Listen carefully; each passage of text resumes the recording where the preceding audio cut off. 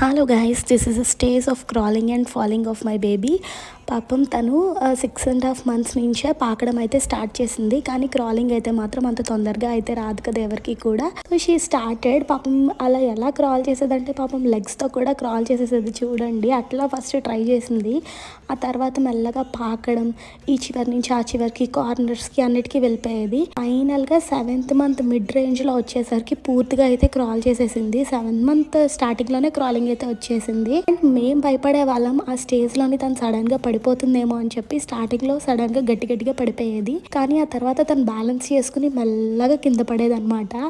అంటే తనకి తెలిసిందనమాట ఇంత ఫోర్స్ఫుల్గా పైకి లేచేటప్పుడు మెల్లగానే తల కిందకి పెట్టాలి అని చెప్పేసేసి. And finally she reached her second mile stone. నాకు నా బేబీ చేసింది ప్రతి ఒక్కటి మెమరీయే. సో అందుకనే చాలా ప్రెషియస్గా దాచుకుంటున్నాను. ఎవ్రీ సింగిల్ మూమెంట్ని క్యాప్చర్ చేసి these are the best memories for the life time.